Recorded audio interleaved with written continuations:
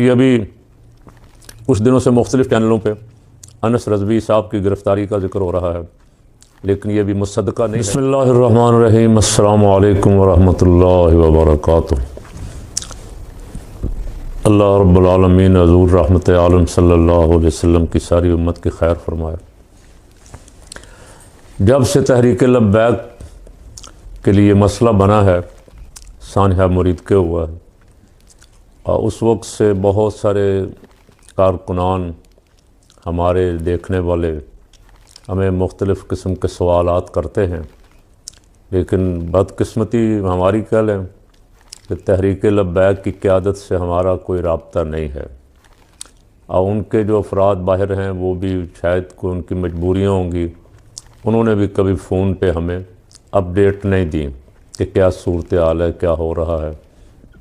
یہ ابھی کچھ دنوں سے مختلف چینلوں پہ انس رضوی صاحب کی گرفتاری کا ذکر ہو رہا ہے، لیکن یہ بھی مصدقہ نہیں ہے۔ جتنے بھی یوٹیوبر اسے بیان کر رہے ہیں، سب یہی کہہ کے بیان کر رہے ہیں کہ یہ خبر مصدقہ نہیں۔ تو کارکن چونکہ چاہتے ہیں کہ کچھ نہ کچھ ان کو خبر ملے، تو ہماری خواہش اور کوشش یہ ہوتی ہے کہ جو بھی ہمیں مصدقہ خبر ملے ان تک پہنچائیں، کوئی اس میں ملاوٹ نہ ہو، کوئی جھوٹ نہ ہو، ایسے کسی کو ٹرک کی بتی کے پیچھے نہ لگایا جائے۔ حضرت مفتی اعظم پاکستان قبلہ مفتی منیب الرحمن صاحب حکمرانوں سے رابطے میں ہیں، اور شروع دن سے ہی وہ اس کے لیے کوشش میں ہیں کہ یہ معاملات جو ہیں احسن انداز میں سلجھ جائیں، تحریک لبیک کو کام کرنے کی اجازت بھی ملے، اور ان کے معاملات کی اصلاح بھی ہو، تاکہ کسی کو کوئی گلہ شکوہ نہ ہو۔ تو مفتی صاحب کا ایک مضمون آج میری نظر سے گزرا ہے، میں آپ کے گوش گزار کر دیتا ہوں۔ اس میں میں اپنی طرف سے کچھ عرض نہیں کروں گا، یہ 6 صفحے ہیں تقریباً۔ یہ ان کا بیان، ان کا موقف شروع سے آخر تک آپ کے گوش گزار کر کے آپ سے اجازت لوں گا۔ آپ سنیں، اس پہ توجہ فرمائیں، اور جو کچھ انہوں نے فرمایا ہے مفتی صاحب دامت برکاتہم العالیہ نے، کوشش کریں کہ اسے فالو کریں۔ تحریک لبیک محض ایک گروہ یا جتھا نہیں ہے، بلکہ پاکستان الیکشن کمیشن میں رجسٹرڈ ایک مسلمہ سیاسی جماعت۔ سر دست وفاقی وزارت داخلہ نے اس کی سرگرمیوں پر انسداد دہشت گردی کے قانون کے تحت پابندی لگائی ہے اور اسے ممنوع قرار دیا ہے۔ جتنا ہم نے اس ایکٹ کا مطالعہ کیا ہے، اس کے مطابق تحریک لبیک بحیثیت سیاسی جماعت ممنوع قرار نہیں پائے گی، کیونکہ پاکستان الیکشن کمیشن میں باقاعدہ رجسٹرڈ سیاسی جماعت کو ممنوع قرار دینے کا طریقہ کار دستور پاکستان کے آرٹیکل 17 میں درج ہے، جو حسب ذیل ہے۔ آرٹیکل 17(1) ہر شہری کو انجمن یا یونین بنانے کا حق حاصل ہوگا، مگر یہ حق ان قوانین کے تابع ہوگا جو پاکستان کی حاکمیت اعلیٰ، سالمیت، امن عامہ اور اخلاقیات کے مفاد میں جاری کیے گئے ہوں گے۔ ہر شہری کو جو پاکستان کی ملازمت میں نہ ہو، کوئی سیاسی جماعت بنانے یا اس کا رکن بننے کا حق حاصل ہوگا، مگر یہ حق ان قوانین کے تابع ہوگا جو پاکستان کی حاکمیت اعلیٰ اور سالمیت کے مفاد میں جاری کیے گئے ہوں۔ یہ قانون یہ طے کرے گا کہ جب وفاقی حکومت یہ اعلان کر دے کہ کوئی سیاسی جماعت ایسے طریقے پر بنائی گئی ہے یا عمل کر رہی ہے جو پاکستان کی حاکمیت اعلیٰ اور سلامتی کے منافی ہے، تو وفاقی حکومت مذکورہ اعلان کے 15 دن کے اندر اس کی بابت سپریم کورٹ میں ایک ریفرنس دائر کرے گی، اور اس معاملے میں سپریم کورٹ کا فیصلہ حتمی اور قطعی ہوگا۔ نمبر 3، ہر سیاسی جماعت قانون کے مطابق اپنے ذرائع آمدن کی بابت جواب دہ ہوگی۔ پس معلوم ہوا کہ مندرجہ بالا آرٹیکل میں کسی سیاسی جماعت کو ممنوع قرار دینے یا اس پر پابندی لگانے کی بابت وفاقی حکومت کا اختیار مطلق اور لامحدود نہیں ہے، بلکہ یہ اختیار سپریم کورٹ کی توثیق کے تابع ہے اور سپریم کورٹ کا اس کی بابت فیصلہ حتمی ہوگا، مگر متاثرہ سیاسی جماعت کو اپنے دفاع کا پورا حق حاصل ہوگا۔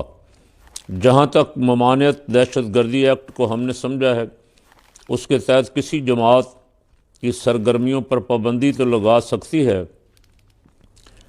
لیکن اسے مستقل طور پر کالعدم قرار نہیں دے سکتی۔ اگر حکومت ایسا کوئی نوٹیفیکیشن جاری کرے گی تو اس کے اجراء کے 30 دن کے اندر متاثرہ جماعت اپنی وجوہات لکھ کر حکومت پاکستان کو نظر ثانی کی درخواست دائر کر سکتی ہے، اور وفاقی حکومت درخواست دائر ہونے کے 90 دن کے اندر معقول بنیادوں پر فیصلہ کرے گی۔ اگر وہ متاثرہ جماعت کی نظر ثانی کی درخواست کو رد کر دے تو درخواست رد ہونے کے 30 دن کے اندر متاثرہ جماعت ہائی کورٹ میں اپیل کر سکتی ہے۔ اگر ہائی کورٹ اسے بحال کر دے تو فبہا، ورنہ وہ جماعت سپریم کورٹ میں اپیل کرے گی اور سپریم کورٹ کا فیصلہ حتمی ہوگا۔ ایکٹ کی ذیلی دفعہ 11D کے تحت وفاقی حکومت کسی جماعت کو نگرانی میں رکھ سکتی ہے، مگر اس پر بھی متاثرہ جماعت وفاقی حکومت کو نظر ثانی کی درخواست دائر کر سکتی ہے۔ حکومت درخواست گزار کو سننے کے بعد 60 دن کے اندر فیصلہ کرے گی۔ نگرانی کی مدت ابتداً 6 ماہ ہوگی۔ وفاقی حکومت اس میں توسیع بھی کر سکتی ہے۔ دفعہ 11CC کے تحت وفاقی حکومت پابندی پر نظر ثانی کے لیے ایک کمیٹی تشکیل دے گی جو 3 سرکاری افسران پر مشتمل ہوگی۔ ان میں ایک وزارت قانون کا نمائندہ اور ایک جج اس کمیٹی کا چیئرمین ہوگا۔ کمیٹی کا چیئرمین وفاقی جوائنٹ سیکرٹری کے عہدے سے کمتر نہیں ہوگا۔ لہٰذا تحریک لبیک کے پاس ابھی مواقع موجود ہیں، وہ قانونی ذرائع اختیار کرتے ہوئے اپنے آپ کو پابندی سے نکالنے کی تدبیر کر سکتی ہے۔ پس موجودہ نوٹیفیکیشن حتمی نہیں ہے۔ ایک افسوسناک حقیقت یہ ہے کہ تحریک لبیک کی قیادت سے بھی بے اعتدالی ہوئی ہے جو نہیں ہونی چاہیے تھی۔ یہ احتجاج کا موقع بھی نہیں تھا، چنانچہ ہم نے 9 اکتوبر کو تحریک لبیک پاکستان کے قائدین اور کارکنان کے نام ایک اپیل جاری کی تھی۔ اس کا متن درج ذیل ہے۔ حماس نے اپنے تحفظات کے ساتھ ٹرمپ کے 20 نکاتی امن منصوبے کو بامر مجبوری قبول کر لیا ہے، اور شرم الشیخ مصر میں اس کے رہنما خلیل الحنیہ خود مذاکرات میں شریک ہیں۔ ذرائع ابلاغ کی معلومات کے مطابق ابتدائی معاہدے پر اتفاق ہو گیا ہے، اور انہیں معاہدے پر عمل درآمد کے لیے امریکی صدر ٹرمپ کی ضمانت بھی درکار ہے۔ عربی کی کہاوت ہے، گھر کا مالک گھر کے معاملات کو دوسروں کی بہ نسبت بہتر جانتا ہے، لہٰذا ہمیں کوئی نیا قضیہ کھڑا کرنے کی بجائے ان کے موقف کی حمایت کرنی چاہیے، کیونکہ وہ مبتلا ہیں اور حالیہ انسانی تاریخ کی سب سے بڑی قربانی پیش کر چکے ہیں۔ باقی ماندہ انسانی سرمایہ کو بچانا بھی مقاصد شرعیہ میں سے ہے، اس لیے ہماری عاجزانہ رائے میں سر دست ان کے حوالے سے کوئی تحریک برپا کرنا دانشمندی نہیں ہے، بلکہ ان کی نصرت کے ذرائع اختیار کرنے چاہیے، کیونکہ اب ممکنہ طور پر ان کی بحالی کا عمل شروع ہوگا۔ پاکستان کے حالات بھی حساس ہیں۔ ہم اپنی مشرقی اور مغربی دونوں سرحدوں پر حالت جنگ میں ہیں۔ ہمارے سلامتی کے اداروں کی تمام تر توجہات بھارت اور افغانستان کے علاوہ فتنۃ الخوارج اور فتنہ ہندوستان کی جانب سے داخلی دہشت گردی اور فساد کی جانب مبذول ہیں۔ اس لیے کوئی نیا مسئلہ نہیں کھڑا کرنا چاہیے، کیونکہ ملک مزید کسی انتشار کا متحمل نہیں ہو سکتا۔ اللہ شاہد ہے کہ ہم نے ان سطور میں اپنے دل کی بات کی ہے۔ گر قبول افتد زہ عز و شرف، ہمیں اعتراف ہے کہ فلسطین کے حوالے سے ہمارا اور TLP کا درد یکساں ہے، ان کا اخلاص ہر شک و شبے سے بالا تر ہے۔ حکومت سے بھی اپیل ہے کہ یہ لوگ محب وطن پاکستانی ہیں، یہ اسلام اور پاکستان کا اثاثہ ہیں، انہیں ضائع نہیں کرنا چاہیے، بلکہ مکالمے کے ذریعے ان کے جائز مطالبات کو سننا بھی چاہیے اور ممکن حد تک گنجائش بھی نکالنی چاہیے۔ ہمیں حقائق معلوم نہیں ہیں۔ سوشل میڈیا کے حوالے سے بعض لوگوں نے بتایا کہ تحریک لبیک کے کارکنوں پر قانون نافذ کرنے والے اداروں نے تشدد کیا ہے۔ اگر یہ درست ہے تو ہم اس کی شدید ترین الفاظ میں مذمت کرتے ہیں اور حکومت سے مطالبہ کرتے ہیں کہ اس کے ذمہ داروں کے خلاف کارروائی کی جائے۔ نوٹ: یہ پوسٹ ریلی نکلنے سے پہلے کی ہے، جو حصہ میں نے پڑھا ہے یہ اوپر لکھا ہوا بھی ایسے ہی ہے۔ بہتر ہوتا کہ وہ کراچی کے ممتاز علماء اہل سنت کی مشترکہ اپیل کو قبول کرتے ہوئے ریلی کو ابتداءً ہی موقوف کر دیتے۔ اگر ایسا ہو جاتا تو بعد کے ناخوشگوار واقعات سے بچا جا سکتا تھا، لیکن اللہ کی تقدیر میں جو لکھا جا چکا ہو وہ ہو کر ہی رہتا ہے، اور ایسا ہی ہوا۔ اب سر دست وفاقی حکومت نے پنجاب حکومت کی سفارش پر تحریک لبیک کو ممنوع قرار دے دیا ہے، لیکن جیسا کہ ہم نے عرض کیا یہ ممانعت حتمی نہیں ہے۔ مشہور مقولہ ہے، ہزاروں لغزشیں حائل ہیں اب تک لب تک جام آنے میں۔ تحریک لبیک کو اپنی بحالی کے لیے تمام آئینی اور قانونی ذرائع اختیار کرنے چاہیے، نیز اسے تھوڑی دیر کے لیے رک کر اور خالی الذہن ہو کر اپنے ماضی کے اقدامات، ان کے نتائج اور پالیسیوں کو بھی ٹھنڈے دل سے جائزہ لینا چاہیے۔ خود احتسابی ایک ذرعی اصول ہے، اللہ تعالیٰ کا فرمان ہے، بلکہ انسان اپنے نفس پر خود آگاہ ہے، خواہ اپنی کوتاہیوں کے جواز کے لیے کتنے ہی عذر تراشتا رہے۔ سورہ القیامہ آیت نمبر 14-15۔ اپنی کسی تحریک یا مقصد کے لیے ناقابل حصول ہدف مقرر کرنا، ہر بار بند گلی میں جا کھڑے ہونا عقل مندی نہیں ہے۔ ہمارے ملک میں کسی مسئلے پر آئین و قانون کے دائرے میں رہتے ہوئے احتجاج کرنا ہر ایک کا آئینی و قانونی حق ہے، اور اسے کوئی بھی سلب نہیں کر سکتا۔ بعض اوقات عارضی پابندیاں لگ جاتی ہیں، جیسے دفعہ 144 کا نفاذ، لیکن یہ عارضی وقفہ جلد گزر جاتا ہے اور سیاسی عمل جاری رہتا ہے۔ تحریک لبیک پاکستان کو فیصلہ کرنا ہوگا کہ اسے محض ایک مزاحمتی گروہ بن کے رہنا ہے یا ملک میں جاری سیاسی عمل کا حصہ بننا ہے۔ نیز آئینی و قانونی ذرائع سے منتخب ایوانوں میں قانون سازی کے عمل میں شریک ہو کر اپنے ملکی، ملی، قومی اور دینی مفادات کا تحفظ کرنا ہے۔ اس کے لیے حوصلے، نظم و ضبط اور حکمت عملی سے کام لینا ہوتا ہے۔ قوموں اور طبقات کو مشکلات سے نکالنے یا کسی مشکل ہدف کو حاصل کرنے کے لیے محض سیاسی قیادت کا ہونا کافی نہیں ہے، بلکہ اس کے لیے مدبر کی ضرورت ہے، جسے انگریزی میں اسٹیٹس مین کہتے ہیں۔ مدبر وہ ہوتا ہے جو اچانک کوئی فیصلہ کر کے اس میں کود نہیں پڑتا، بلکہ کوئی فیصلہ کرنے سے پہلے اس کے عواقب و نتائج، کامیابی اور ناکامی کے امکانات اور اس سے عہدہ برا ہونے کے لیے حکمت عملی تیار کرتا ہے، اور درپیش مشکل سے نکلنے کے لیے کوئی نہ کوئی راستہ کھلا رکھتا ہے۔ ہر بار بند گلی میں جا کھڑا ہونا ہرگز دانش مندی نہیں ہے۔ نیز دستیاب مواقع سے فائدہ اٹھانے کی صلاحیت کو بھی کام میں لانا ہوتا ہے۔ سیاست ویسے بھی امکانات اور مواقع سے بہتر استفادے کا کھیل ہے۔ اس میں اڑیل پن اور ہٹ دھرمی کام نہیں آتی، بلکہ ہمیشہ کچھ لو اور کچھ دو کے لیے گنجائش رکھنی پڑتی ہے۔ مزید یہ کہ اس بات کا ادراک بھی ضروری ہے کہ کوئی بھی حکومت جب تک قائم ہے اس کے پاس طاقت موجود ہوتی ہے، اگرچہ کسی بھی حکومت کے لیے طاقت کا اندھا دھند استعمال فراست اور دانش مندی نہیں ہے۔ ہم بارہا لکھ چکے ہیں کہ لفظ حکومت کا مادہ حکم اور حکمت ہے، اور مدبر حکمران وہی ہوتا ہے جو اپنے اختیارات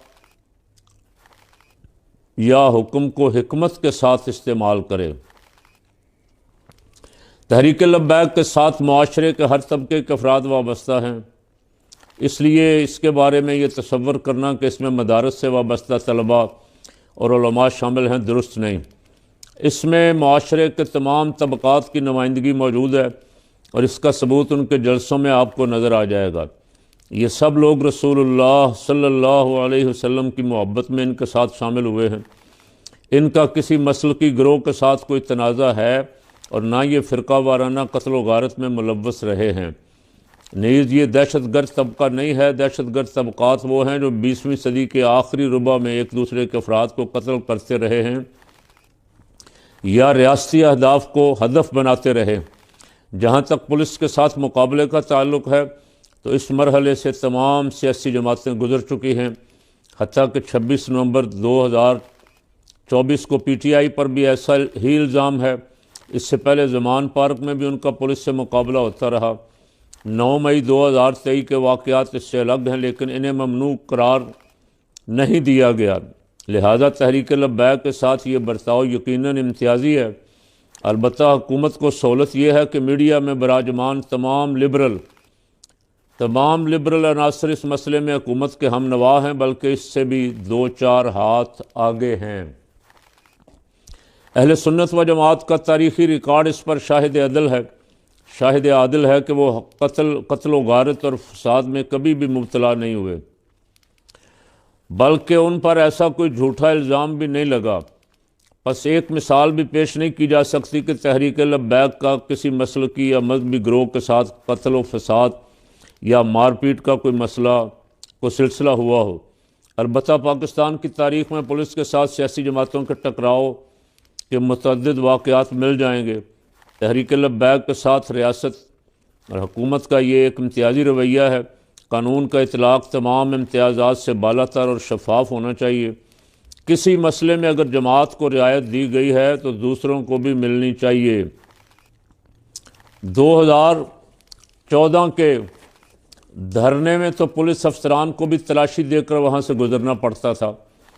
پی ٹی وی اور پارلیمنٹ پر حملہ تو سب کے علم میں ہے۔ فرق یہ ہے کہ لبرل جماعتوں کو لبرل میڈیا کی تائید حاصل ہوتی، جبکہ مذہبی جماعتوں کے حوالے سے لبرل میڈیا کا رویہ انتہائی متعصبانہ، جانبدارانہ بلکہ معاندانہ ہوتا ہے۔ قانون کو ابہامات سے پاک ہونا چاہیے اور اس کا اطلاق بلا امتیاز غیر جانبدارانہ ہونا چاہیے۔ تحریک لبیک کو بھی ہمارا مخلصانہ مشورہ ہے کہ وہ اپنی شورا اور عملہ میں سیاسی شعور کے حامل تعلیم یافتہ افراد کو شامل کریں، ہر بار بند گلی میں جا کر کھڑے نہ ہوں، اپنے تمام احتجاج آئین و قانون کے دائرے میں رہ کر کریں، جیسے ان کے متوازی دیگر مذہبی سیاسی جماعتیں کرتی ہیں۔ موجودہ عالمی اقدار میں سفارت خانوں پر چڑھائی کرنا یا ریلیاں لے کر جانا کوئی اچھا شعار نہیں ہے۔ پاکستان اور بھارت میں کئی جنگیں ہوئیں، مگر ان جنگوں کے دوران بھی دونوں ممالک کے سفارت خانے متحارب ملک میں قائم رہے اور ان پر کسی نے بھی چڑھائی نہیں کی۔ غیر ملکی سفارت خانوں کی حفاظت اور سلامتی ہر ملک کی ذمہ داری ہوتی، اور اگر کوئی مذہبی سیاسی جماعت بھی اقتدار میں آ جائے تو اسے بھی یہ ذمہ داری نبھانی ہوگی۔ سفارت خانے میں احتجاج رجسٹرڈ کرانے کے لیے جلوس لے کر جانے کی ضرورت نہیں ہوتی، 4-5 آدمی بھی جا کر اپنا احتجاجی مراسلہ یا محضر نامہ جمع کرا سکتے ہیں۔ جب کسی پر قیادت کی ذمہ داری عائد ہو جائے تو اسے مغلوب الغضب اور جذبات کا اسیر بھی نہیں ہونا چاہیے۔ البتہ اپنے موقف میں متسلب ہونا اچھی صفت ہے۔ قیادت تدبیر، تدبر، تحمل، توازن اور فراست کا تقاضا کرتی ہے۔ اس طرح قیادت کی یہ ذمہ داری بھی ہوتی ہے کہ اپنے اجتماعات میں عوام کو بے قابو نہ ہونے دے، بلکہ انہیں قابو میں رکھ کر نظم و ضبط کا پابند بنائیں اور سیاسی بلوغت کا مظاہرہ کریں۔ اپنے کارکنوں کی تربیت اور ان کی اصلاح پر توجہ دینا چاہیے۔ قومی اور بین الاقوامی سیاست میں وقتی اور دیر پر رجحانات اور معیارات کے بارے میں معلومات ہونی چاہیے، بلکہ ملکی اور بین الاقوامی قوانین کا گہرا مطالعہ اور اس کے نتیجے میں ملک اور جماعت پر مرتب ہونے والے اثرات کا بھی ادراک ہونا چاہیے۔ سیاست کا مقصد اول و آخر ملک و ملت کی خدمت اور دینی و تہذیبی اقدار کی حفاظت ہے، اس لیے ہر اقدام سے پہلے ملک و ملت کے لیے اس کے نفع و نقصان کا تخمینہ لگانا چاہیے۔ اس کے بارے میں عام جلسوں ریلیوں سے ہٹ کر 4 دیواری کے اندر کارکنوں کی تربیت کا اہتمام ہونا چاہیے۔ ترجیحات کا تعین ملکی مفادات اور ملکی و بین الاقوامی حالات کو پیش نظر رکھ کر کرنا چاہیے۔ ماضی میں کارکنوں اور عہدیداروں کی سیاسی تربیت ہوتی تھی، کیمپ لگتے تھے، سیمینار ہوتے تھے، 4 دیواری کے اندر تربیتی اجتماعات ہوتے تھے، اور رہنما بھی بتدریج نچلی سطح سے اوپر اٹھ کر قیادت کے منصب پر فائز ہوتے تھے۔ اب معیارات بدل چکے ہیں۔ شاعر نے کہا، نامی کوئی بغیر مشقت نہیں ہوا، 100 بار جب عقیق کٹا تب نگیں ہوا۔ سیاست انبیاء کرام علیہم السلام کی میراث ہے، اس لیے مذہبی جماعتوں کی سیاست میں حتی الامکان شعار نبوت کی جھلک نظر آنی چاہیے۔ حدیث پاک میں ہے، بنی اسرائیل کے نظم اجتماعی کی تدبیر سیاست انبیاء کرام فرماتے تھے۔ جب کوئی نبی انتقال فرما جاتا تو اس کی جگہ دوسرا نبی آ جاتا، اور بے شک حضور نے فرمایا میرے بعد کوئی نبی نہیں آئے گا، پس ان قریب خلفاء ہوں گے۔ بخاری شریف کی حدیث نمبر 3455 ہے۔ علامہ بدر الدین عینی اس حدیث کی شرح میں لکھتے ہیں، بنی اسرائیل کے انبیاء ان کے نظم اجتماعی کی تدبیر کرتے تھے اور وہ ان کے معاملات کی حفاظت کرتے تھے، جیسے امراء اور حکام اپنی قوم کے معاملات کی نگہبانی کرتے ہیں۔ سیاست کا معنی ہے کسی چیز کی اصلاح کرنا، نظم اجتماعی کی تدبیر کرنا۔ بنی اسرائیل میں جب کوئی خرابی یا فساد پیدا ہو جاتا تو اللہ تعالیٰ ان کی اصلاح کے لیے انہی میں سے انبیاء کرام کو مبعوث فرماتا، جو ان کے بگاڑ اور فساد کی اصلاح کرتے اور ان کے معاملات کو درست کرتے۔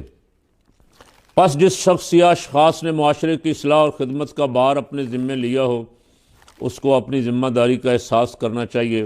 اپنے عمل اور کردار حتیٰ کہ اپنی گفتگو کے انداز میں بھی تہذیب اور شائستگی کا خیال رکھنا چاہیے۔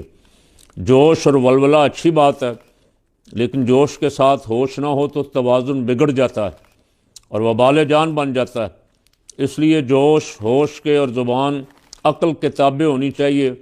ہر کام کو انجام دینے کے لیے اللہ تعالیٰ کے حضور جواب دہی کے تصور کو پیش نظر رکھ کر تدبیر و تدبر کے ساتھ حکمت عملی ترتیب دی جائے تو نتائج حوصلہ افزا ہوتے ہیں۔ یہ حضرت مفتی اعظم پاکستان قبلہ مفتی منیب الرحمان صاحب کے خیالات عالیہ آپ کی خدمت میں پیش کر دیے ہیں، اس پہ ضرور آپ غور فرمائیں، اور جن جن کو بھی انہوں نے مخاطب کیا ہے، حکمران ہیں، کارکن ہیں، وہ سب ٹھنڈے دل کے ساتھ ان باتوں پہ جیسا مفتی صاحب نے فرمایا تدبر سے، حکمت سے غور و فکر کر کے اس پہ عمل کی دعا کریں کہ اللہ تعالی ہمیں اس پہ عمل کی توفیق عطا فرمائے۔